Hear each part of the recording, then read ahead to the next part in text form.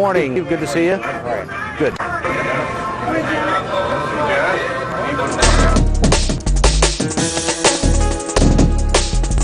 Well, I was very impressed when I met the folks from Flow Cycle at our first session. And, we've been looking for the last several years to find a way to implement lean practices in our facility. We've been trying to do it on our own, unsuccessfully.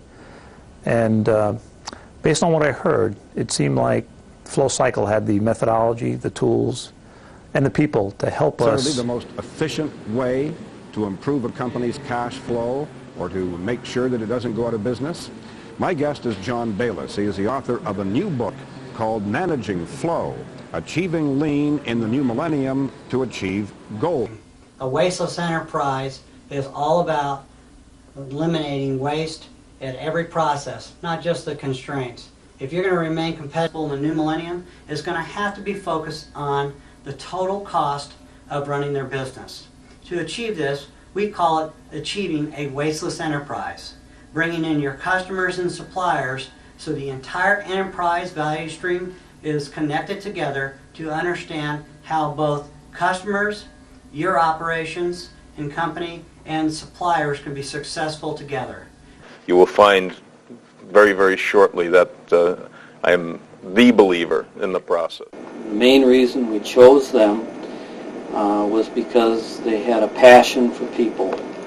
And it wasn't about just doing the technical side of the implementation. They had a concern for involving the people and making sure that they were all engaged in the process of reducing cycle time. And provided the enthusiasm and the catalyst for change here in the facility. I think their strengths are their hands-on approach and their ability to get a good working relationship both with the management team and with the people on the shop floor, and to really bring the team together and have them all involved. Other firms, we actually, Don Kalovic, one of the other business unit managers, and I went to JCIT in Denver and to their week-long school, and before we actually talked to Flow Management. They've got some good stuff, but we felt like this was a little bit more in tune with what we were looking for. Through the overview course, my thoughts were very negative.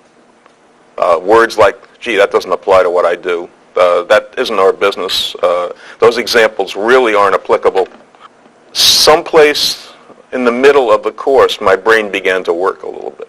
And it began to work in the sense of, gee, maybe the underlying principles of what are being talked about here today is important, and maybe I should go try and think about whether I can apply those underlying principles to the things I have to do. They redesigned it 3 weeks ago. 2 weeks ago, we implemented it, and last week, we worked with it, we tweaked it a little bit, and you're going to see some data today that's going to show it's already having a significant impact on us. Responded to, the cycle time for our team is within 2 days they get an answer. So we think that's just...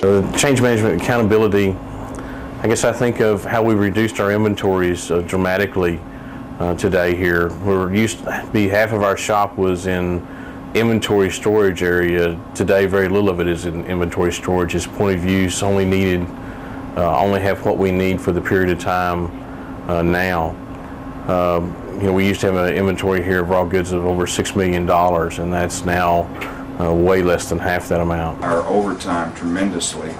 I think we budgeted 6% overtime before we implemented cycle time reduction. We were running way in excess of that, and now we're down below our overtime. In fact, right now it's almost non-existent that we have. In fact, iLean6sigma is looking at putting more work in here because of the way we've cleaned up our delivery situation the last several months since implementing cycle time reduction. Changes already, and I think in the long run, over the next year, we'll see even more. We have a number of new lines going in, so even after the training is over, people won't be here to train our folks, but there's enough knowledge here now to set up the next line and the next line after that.